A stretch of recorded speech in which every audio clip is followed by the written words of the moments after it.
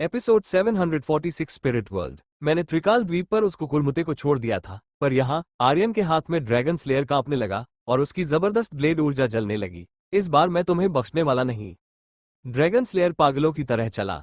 Blade ऊर्जा ने पलक झपकते ही तबाही सी मचा दी। जहां जहां ड्रैगन स्लेयर की काट गई, वहां टूटी जड़ें और टहनियां उड़ने लगी।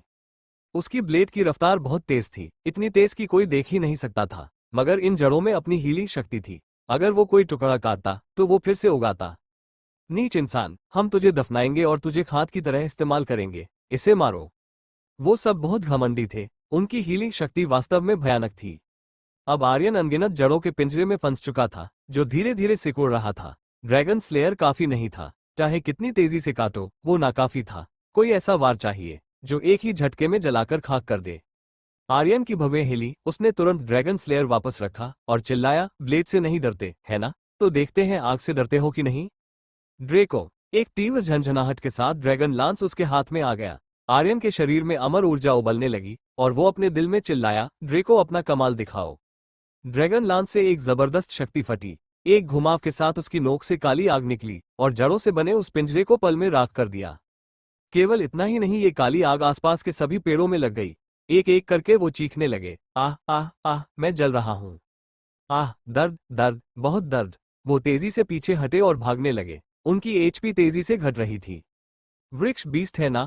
आर्यन की नजर आसपास के पेड़ों पर पड़ी। उसका मुंह हल्का सा मुड़ा और वो ठंडी हंसी के साथ बोला, अब मेरी बारी है। आर्यन ने ड्रैगन लांस को दाईं ओर घुमाया। उसके हाथों में लांस की नोक पर काली ज्वालाएं थर्रा रही थी। एक तेज हिस्स सी आवाज के साथ उसके कदम जमीन से ऊपर उठे। ड्रेको। वो इतनी तेजी से आगे बढ़ा कि हवा में सिर्फ एक तीखी सी लकीर दिखी। लांस बिजली की तरह नीचे की तरफ लपका और एक भागते हुए विशाल पेड़ की जड़ों में जा धंसा। आर्यन ने दोनों हाथों से उसे जकड़ा और झटके से ऊपर खींचा। द्रर्र, मिट्टी उछली। वो पूरा पेड़ उसकी चिपकी हुई जड़ों समेत हवा में उठ गया, जैसे वो बस एक घास का तिनका हो। उसी समय लांस चमका और उसकी नोक से निकली काली आग ने वृक्ष बीस्ट को जलाकर खाक कर दिया। ये सब सिर्फ कुछ ही सेकंड का खेल था। सिस्टम की आवाज आए, बधाई हो आर्यन, एक वृक्ष बीस्ट को मारने पर तुम्हें 19,000 EXP पॉइंट्स, 200 अमर ऊर्जा पॉइंट्स और एक अमर मूल्य मिला है। बधाई हो आर्यन, तुम्हें वृक्ष बीस्ट ब्लड लाइन मिली है। क्या तुम इसे अवशोषित करना चाहते हो? बधाई हो आर्यन, तुम्हें लकड़ी तत्व का मूल स्रोत मिला है। क्या तुम इसे अवशोषित करना चाहते हो? EXP पॉइंट्स ठीक ठाक है। आर्यन ने EXP पॉइंट्स को देखते हुए कहा, 19,000 EXP पॉइंट्स वाकई अच्छे थे। फिर उसकी नजर स्पेस रिंग में एक चिड़िया के अंडे के आकर के चमकते मोती पर पड़ी। उसने पूर्वज रुद्रदेव से पूछा, पूर्वज, ये लकड़ी का मूल स्रोत किस काम आता है? पूर्वज रुद्रदेव ने कहा, ये एक तरह की तत्वीय शक्ति है। जैसे तुम्हारे पास अग्नि तत्व की शक्ति है, उसी तरह ये लकड़ी तत्व की मूल शक्ति का एक छोटा सा हिस्सा है। ये सुनकर आर्यन ने तुरंत कहा, इसे अवशोषित करो। बधाई हो आर्यन, तुमने लकड़ी तत्व के मूल स्रोत को अवशोषित किया है। वर्तमान दर 1% है। ओह, तो इसे और बढ़ाना होगा।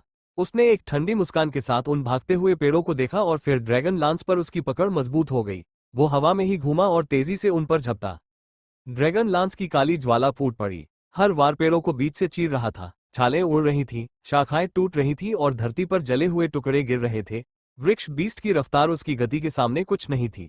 वो बस शिकार थे और आर्यन एक बेकाबू तूफान। ड्रैगन लांस, इसे ड्रेको इसलिए कहा जाता था क्योंकि ये आसमान को भी जला सकता था, तो कुछ मामूली वृक्ष बीस्ट का टिकना तो नामुमकिन था। बधाई हो आर्यन, एक वृक्ष बीस्ट को मारने पर तुम्हें 19,000 EXP पॉइंट्स, 200 अमर ऊर्जा पॉइंट्स और एक अमर मूल्य मिला है। बधाई हो आर्यन, तुम्हें लकड़ी तत्व का मूल स्रोत मिला है। क्या तुम इसे अवशोषित करना चाहते हो? अवशोषित करो। बधाई हो आर्यन, तुमने लकड़ी तत्व के मूल स्रोत को अवशोषित किया है। वर्तमान दर 50% है। चलते रहो। आर्यन ने मारना नहीं रोका। वो उन वृक्ष बीस्टों के पीछे पड़ा और जोर से चिल्लाया, घमंडी नहीं थे तुम? मुझे जमीन में गाड़ने वाले नहीं थे? आओ अब। तभी अचानक एक अजीब सी गंध आर्यन की नाक में घुसी और एक गूंजती हुई आवाज सुनाई दी, लड़के तू अब मरेगा। हम तेरे शरीर के टुकड़े टुकड़े करेंगे और तेरे खून से खुद को सींचेंगे। तेरे शरीर की ऊर्जा से उन पेड़ों को फिर से जिंदा करेंगे जिन्हें तूने मारा। ये गंध नहीं, बल्कि जहर था। आर्यन का दिमाग घूमने लगा। वो तुरंत अपने दिल में चिल्लाया, पॉइजन ड्रैगन। पॉइजन ड्रैगन ने एक दहाड़ मारी और उत्साह से बोला, आखिरकार मेरी बारी आ ही गई। तुमने जो जहर छोड़ा वो कुछ भी नहीं। अब देखो 10,000 जहरों के बादशाह का जहर कैसा होता है।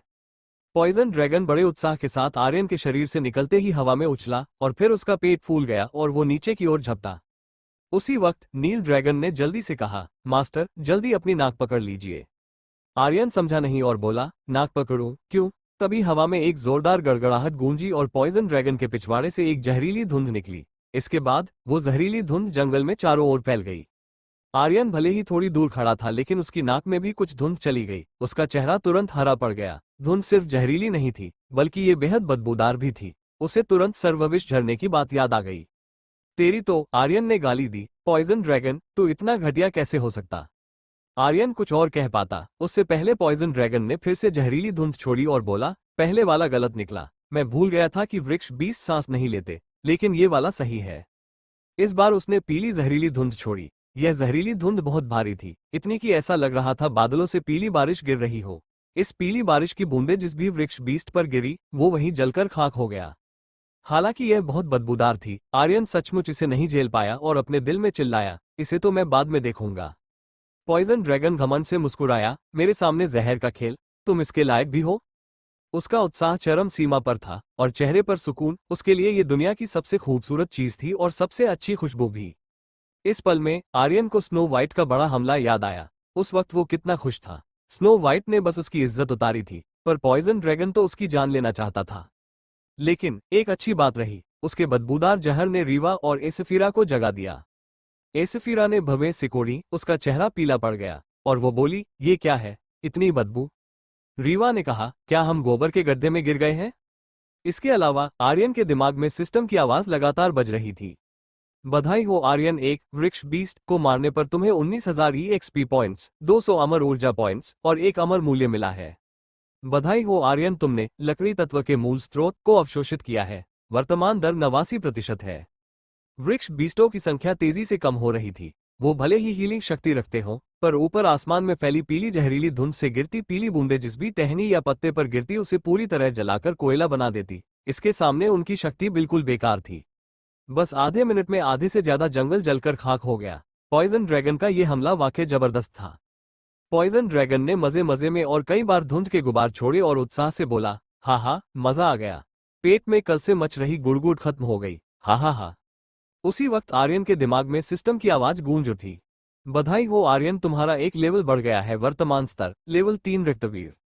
वाह, लेवल बढ़ गया, आर्यन उत्साह से चिल्लाया। पॉइजन ड्रैगन और कर। पॉइजन ड्रैगन ने हंसते हुए कहा, मास्टर मजा आ रहा है ना?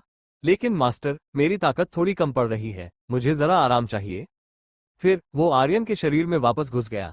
जैसे ही वो अंदर गया, नील ड्रैगन, ब्लड ड्रैगन, शापित ड्रैगन, आर्थो क्रिम्सन ड्रैगन और डॉग ड्रैगन ने उसे पीटना शुरू कर दिया। मजा आ रहा है, मजा आ रहा है, अब तुझे मजा चखाते हैं।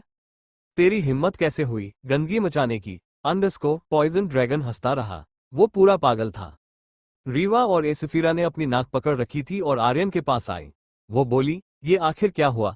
इतनी बदबू क्यों थी? पूरे जंगल में पीली धुंध फैली पड़ी थी, इसलिए उन्हें धुंध के भीतर क्या हो रहा था साफ नहीं दिख रहा था। आर्यन को भी समझ नहीं आ रहा था कि कैसे समझाए। वो बोला, मुझे भी नहीं पता। लेकिन अभी आर्यन का ध्यान इन बातों पर नहीं था। वो अपने दिल में बड़बड़ाया, यहाँ कोई किंग होना चाहिए, और शायद थोड़ी देर पहले जो भारी आवाज गूंजी थी वो उसी की थी। उसी पल एक जबरदस्त ताकत का झटका आया और एक तेज कंपन उठा, जैसे जमीन ने खुद सांस ली हो। संभल कर, आर्यन ने जोर से चिल्लाया। एसफीरा ने रीवा को पकड़ा और फौरन हवा में उड़ गई। रीवा की पीठ पर रंग बिरंगे पंख चमके और वो बोली, दीदी तुम बड़े भाई की मदद करो, मैं खुद को संभाल लूंगी। एसफीरा ने दूर खड़े उस पुराने पेड़ को देखा जो सालों से सोया हुआ लग रहा था। उसने कहा, आर्यन, सामने इनका किंग है। समझ गया। उसने बस इतना कहा और उसके कदम हवा को चीरते हुए आगे बढ़े। जमीन से ढेर सारी जड़ें तीरों की तरह निकली जो उसे फाड़ देना चाहती थी, लेकिन आर्यन ने रुकने का नाम नहीं लिया।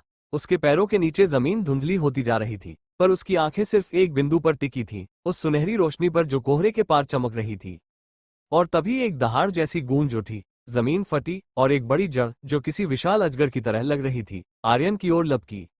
आर्यन ने कोई डर नहीं दिखाया। उसने तुरंत ड्रैगन लांस को एक तेज घुमाव के साथ सामने से भीतर घुसा दिया। जड़ की परतें छिलती चली गईं, बुरादा और हरे लहू की फुहारें हवा में बिखरती रही। लेकिन तभी जड़ की सभी चोटें पल भर में भर गई और फिर उसने ड्रैगन लांस को कसकर जकड़ लिया। इससे पहले कि आर्यन लांस को बाहर निकाल पाता, जड़ ने अपनी पूरी ताकत से उसे झटककर हवा में फेंक दिया। भाई, रीवा ने बिजली की रफ्तार से उड़ान भरी। उसके पंख चमके और उसने आर्यन को बीच हवा में ही लपक लिया। तुम ठीक हो? आर्यन ने कहा, हाँ मैं ठीक हूँ। इस बीच किंग वृक्ष बीस्ट ने लांस को अपनी ओर खींच लिया और उसकी जो जड़ों से थामे हुए थी, अगले ही पल वही जड़ों से लेकर जमीन के नीचे समा गई, मानो उसे निगल गई हो।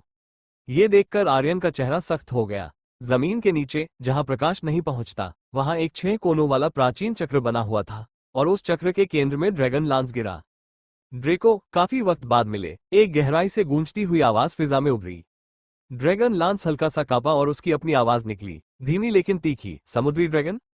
हाँ हाँ हाँ, मुझे नहीं पता था कि तुम्हें मैं अब भी याद हूँ, पर तुम सही हो। उस वक्त मैंने तुम्हें सबसे पहले ढूंढा था, लेकिन तुमने ड्रैगन एम्परर को चुना। समुद्री ड्रैगन ने धीरे से कहा। क्या कहते हो? अब मेरे साथ चलो, मैं तुम्हें फिर से वो अमर शक्ति दे सकता हूँ जो कभी तुम्हारे पास थी, और इस बार हम उन देवताओं से लड़ेंगे जो खुद को नियति समझते हैं। अचानक चक्र कांपने लगा, उसकी सतह पर फैले चिन्ह चमकने लगे, जैसे कभी भी टूट सकता हो। समुद्री ड्रैगन की शक्ति वास्तव में भयानक थी। वो चक्र बमुश्किल ही उसे कैद कर पा रहा था। इसके अलावा उसकी शक्तियों में ड्रैगन एम्परर की शक्ति भी महसूस हो रही थी। ड्रैगन लांस की आवाज गहरी हो गई। तुमने ड्रैगन शरीर की शक्ति अवशोषित की है?